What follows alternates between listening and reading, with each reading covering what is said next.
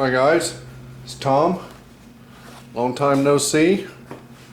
Been a long winter for me, and I guess you could say I'm coming out of hibernation. But I got some stuff I've been working on over the winter that I need to get you guys up to speed with, and you know, we're getting ready to do some stuff. So without further ado, this is a 2001 Honda Civic 2-door EX coupe, and with a manual transmission. And this is going to be my first electric car conversion. It's rough, but it's what I could afford.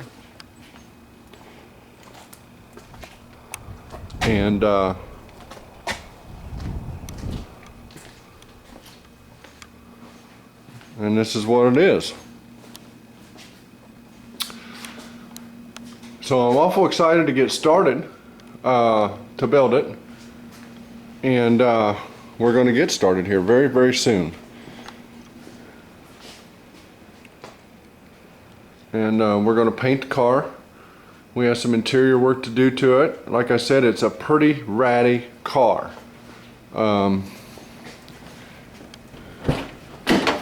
The interior's rough. Actually, the passenger seat doesn't even belong in here. It's out of something else. We're missing a door panel. But, you know, we can get parts are readily available for these little Civics. And we should have no issues at all to bring it up to like new condition. And that's important. I want the car to look as new as I possibly can make it. And so that's one of the goals here, is to make the car as pristine as I can make it, as showroom new as I can make it. So as we build the electric drive and install it in the car and go through the car, we're also going to bring the exterior up to what I want it to be and make sure our interior is very nice in the process. So even though the car is 12 years old, it's going to have a like new look to it, and that's important to me. A new Honda Civic EX is in the $22,000 to $24,000 range. I don't have that kind of cash. Ideally, that'd be the best thing to start an EV conversion with, is a brand spanking new car. But unfortunately, I'm just not in position to do that, and we'll make do with what we got, and sweat equity is how we roll here. So that's what we'll do. That's what the goals for the car are. Make it look new inside and out. Get some non-ugly wheels, which I don't like those wheels. Some people might. Wheels are a personal opinion. So, and those will be coming off and likely going to the scrap yard. I noticed they do have some pitting on them, but I doubt we'll mess around with trying to sell them. We might, but we might put them on Craigslist or something, but they'll bring some money at the scrap yard as well. Alright, why an electric car? Well, there's lots of reasons for an electric car. You can cite being green. You could cite economics. You know, you could. There is a whole slew of reasons why a person would want to build an electric car, and there may be different reasons from one person who's building an electric car to the next guy for building it. You know, literally hundreds of reasons. Personally, I think having an electric car protects me economically from huge swings in fuel prices, and we're going to have them. And that's the main reason for me building it. I also think that if we were to electrify all of our personal transportation in this country, or basically around the world, you know, you would have a huge swing in the weight of the economy, not only in this country but worldwide. And it would, how do I want to say this? It would redirect the flow of money, and that would be a good thing. Instead of all of us paying our money to a few people to go down the road, we would be able to take that money and stick it in our pocket, which gives us more freedom, and it also gives us something else that perhaps a lot of people don't really realize, is that when the people who have the most money run the show. Well, if you redirect the flow of money and put the money back into the people's hands, then who's going to run the show? So you do the math, you make your own decisions about it. But to me, it's a no-brainer. You know, if you keep feeding the machine will keep eating. But if you cut the flow off, then there's nothing left. And the almighty dollar is what does the talking.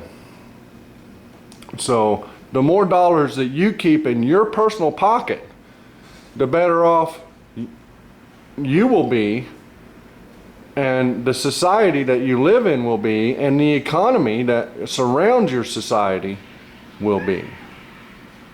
Our economy is based on transportation.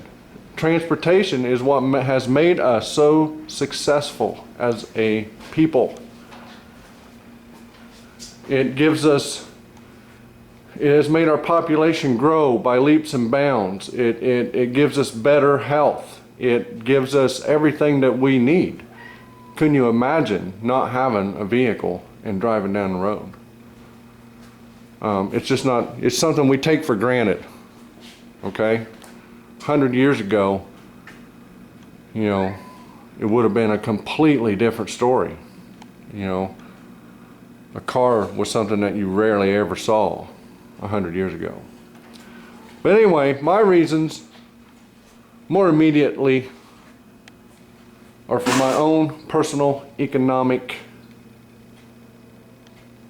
well-being. If gas goes to $6, $7, $8 a gallon, let me rephrase that. When gas goes to $6, $7, $8 a gallon, make no mistake about it, it'll go. I won't be able to build an electric car because it'll take too much of my capital just to survive. So now's the time to do it. You know, if you wait until after the fact, then it's too late for most of us anyway. It would be for me. So anyway, that's the reasons why we're building an electric car. I thought I would kind of put that out there. I'm not trying to hack on any government system or anything like that. The government is the government. There's nothing we can do about it. The only thing you can do is just keep on putting different people in the slots up there to try to fix the problems. But that doesn't fix the problem. The problem isn't the government. Okay? So the problem is elsewhere. The problem is where all the money goes. All right, enough talk about that. Now, what are we going to do to this car? Why did I pick this car? Let's have a look at a few things. The weight on this car is, this car weighs 2,480 pounds, just like it is. I weighed it without me in it. This is one of the lightest vehicles that I could find, guys. And this is one of the reasons I selected this vehicle, was because of its weight. Because my budget with the electric components in this car is, you know, I'd say it's on the low end as far as money goes.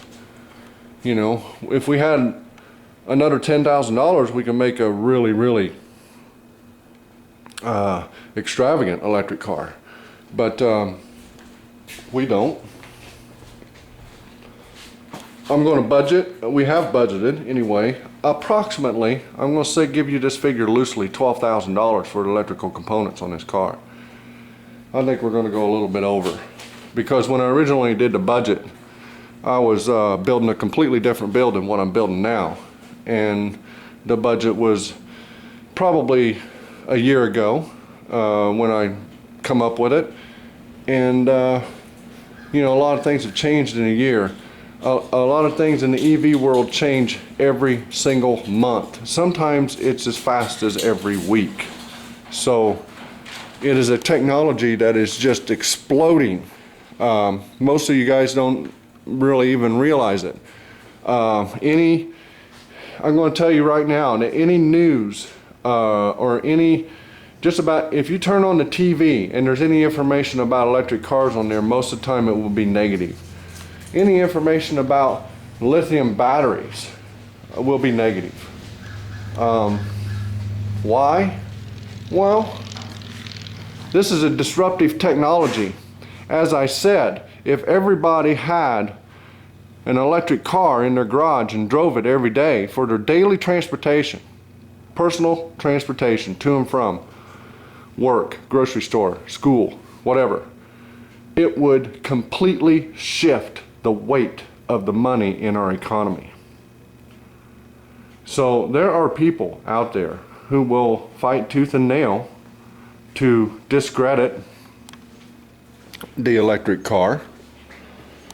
You know, for the simple reason it completely ends what they do for a living. It shuts it off. Zip, almost overnight. It shuts it off. So I personally think that an electric car in each and every person's garage will literally revolutionize the world we live in. It'll revolutionize everything about it. It'll revolutionize our government without changing the government. It will bring people in to lead us who will actually lead us and not work for other industries or businesses. So it puts, the electric car puts freedom back into you, the viewer's hands. Okay? That's how I feel about it. Now, I know I already said this before. Let's get back to it. Weight. The car weighs 2,480 pounds. It says in the book it should weigh 2,553 pounds. It's missing a spare tire. The jacket's here. The gas tank was empty, basically. So, and it holds 13.2 gallons of gas, and we were 73 pounds off the factory stated weight of the vehicle. So, with all that said, 25 to 2,600 pounds is my goal. We're going to have a very small battery pack in it, a 12 kilowatt hour pack. That's not very big, but it's enough for what I need, way more than enough. And so that's not going to weigh much. You know, we'll be in a 250 pound range on our pack, and you know, our motor and controller aren't going to weigh as much as the engine either that's in it right now. So with that said, I think we're going to be able to hold our weight in the 25 to 2,600 pound range. I may be whistling Dixie because, you know, I've never built one of these before, and I just want to let you guys know what I'm thinking.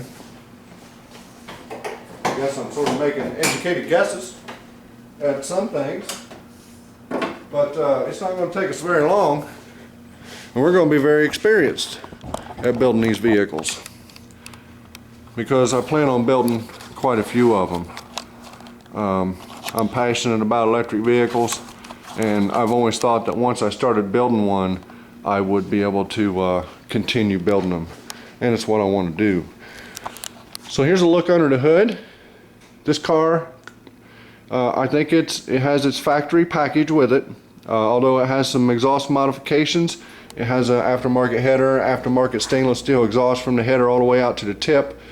I don't know if it has any internal mods in the engine or not, but it's a 1.7 VTEC, and it does run awful good.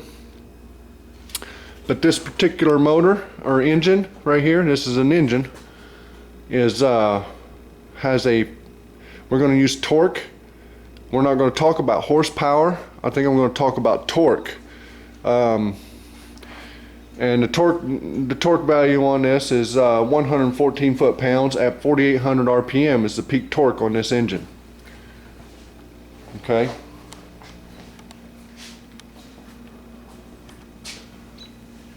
We're going to take, I'm working with a program on my phone that's called Torque, and I'm going to try to do some testing with the car before we take it apart. I want to get some 0 to 60 times, maybe even a 0 to 100 time, a quarter mile time, maybe an eighth mile time.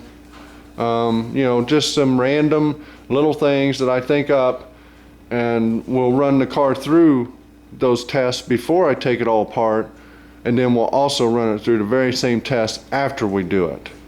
One of the tests that I'm really anxious to see is I'm going to do a coast test. So I'm going to coast the car from a stop down a hill, and we'll see how far it goes, mark it, and then after we get it all done, we'll come back and coast it again, because I want to make the car roll better, you know, without even having any power.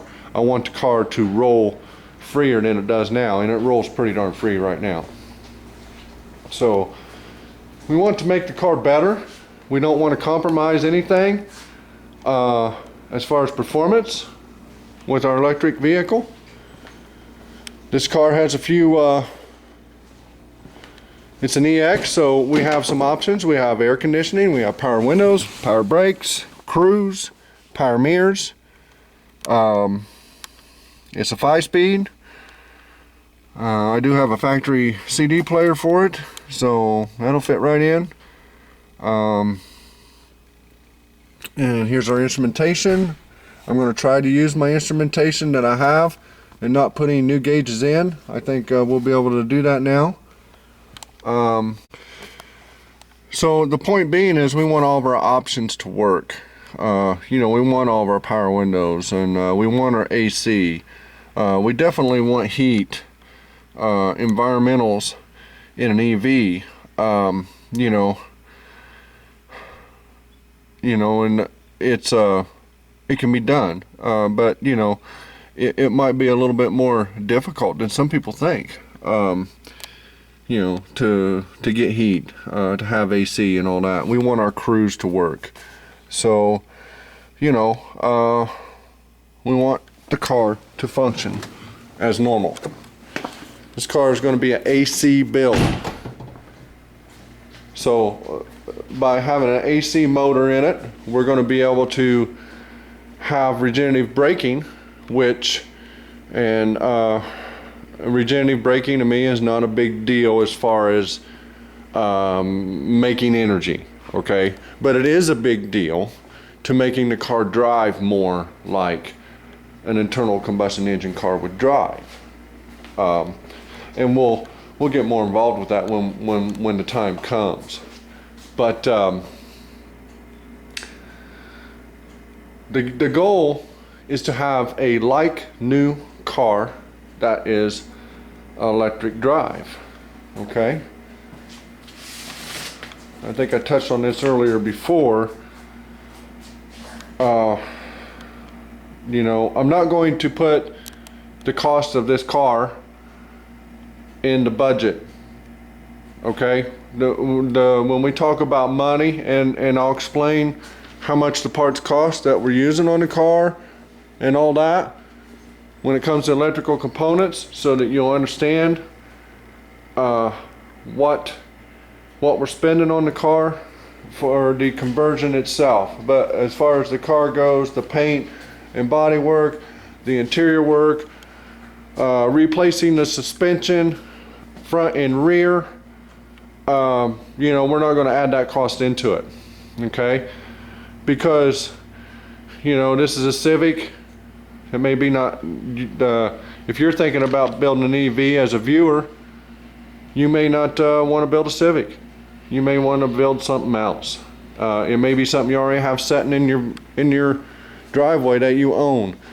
So we're going to take the car, which is more of a personal thing, out of the equation on the budget end of it. And basically, when it comes to the money, we're only going to talk about cost on electrical components. Okay. This car, MSRP in 2001, I have it wrote down here, was $16,410. That's how much this car stickered for in 2001. Okay. I would say total, by the time we're done, we might come in under that. Total. That includes the car itself. The money paid for the car and the money we're going to spend on the car itself. And it also includes the $12,000 budget, the $12,000 loose dollars budgeted for the car. I think it may cost a little bit more with the way we're going to go with the electric drivetrain. What else do I have? We talked about the weight. I believe we talked about the torque. Oh, tires. All right. This is a 17-inch wheel that's on this vehicle. It comes from the factory with 15s on it. This in the back is a 205 50/17 tire. Okay. The factory tire is a 185 65/15, which is a 24.5 inch overall diameter on the tire. A 205 50/17 is a 25.1 inch. Okay, so we're 0.6 inches bigger with this tire that's on the rear here than factory. I'm thinking that that's where we're going to go. We're going to go with this size wheel and tire, and we're going to use a low rolling resistance tire on this car. Bridgestone and Michelin both, I believe, make them. I've been pricing both, and I believe both are made in a 205 50/17. The tire on the front of this car is smaller. It's a 205 40/17, which has a dimension of 23.5 inches overall diameter. So it's a full inch shorter than the factory 15-inch 185 65/15. So I don't like the way it looks on the front there. Why it's like that, I don't know. Maybe they wore it out. Maybe they wanted the gearing for racing. It would seem, I don't know, it just feels like the car's been raced. I don't know how else to explain it. But I think this tire and wheel combination back here, size-wise, in the fender wells, looks better. I like that better. And we'll go with a 205 50/17 with different wheels and and we'll also have a low resistance tire. I'm not sure which one, because I'm still on the fence about which one I'm going to pick. They seem to be about the same price, the price that I have given to me anyway, through my connections. So and they're not cheap, but we will use a low rolling resistance tire. It will make a difference. Some people may not realize that, but the low rolling resistance tires will give you better fuel mileage or range, and we want to get the maximum out of the car that we can possibly get. So we want the car to be as light as possible. We want it to have the least rolling resistance possible. Okay, we could go to a skinnier tire than a 205. We could even go down to a 16 or even a 15 inch probably, but the selection of wheels is so much better in the 17-inch department than the 15 or 16, and I think that's the way we're going to go. So we'll have a much wider tire, 3/4 of an inch wider tire than the factory. So we're going to create drag with that. A 185 is 185 millimeters wide. A 205 is 205 millimeters wide. So that's what those numbers mean on the tire size. So 20 millimeters difference. That's about 3/4 of an inch, a little bit more.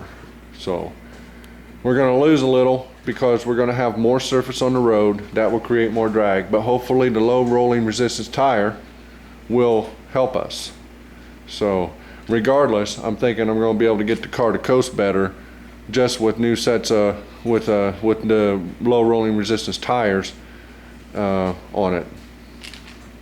It should coast much better, and of course we're going to have new bearings in it and everything else. Anything that is wearable in the drivetrain, suspension and bearings and all that is going to get replaced. All right, I think that's about all I had wrote down here to talk about. I did take some notes. Sorry about that, guys, but the video is probably a little bit long. I apologize, and hopefully I was able to convey to you what I'm trying to do. So watch for more videos coming up on this. We got some components coming in, and we'll make some videos of that, and we're going to get started on this. This is the project, and I'm not going to set a completion date. Seems like every time anybody sets a completion date, they get slammed, including myself. So that's a common thing I think to have happen. I know when I want it done though, but we'll see. We'll see. I hope it's not going to be something long and drug out for sure. I'm hoping that we'll be rolling in this this summer sometime. So there we go. And thanks for watching, guys, and stay tuned for more of this Honda Civic EV project, and I hope you find it interesting. We're going to have a little bit of something in it for everybody. We're going to have some body work, you know, done hopefully the right way, what most people would term the right way. You know, it's not gonna be a hack and pack, so we'll put the best paint job I can possibly put on it in this building, and wet sand her down and buffer, and she should look like a brand new one, maybe even perhaps better than a brand new one. So there we go. Stay tuned. We'll have more on this soon.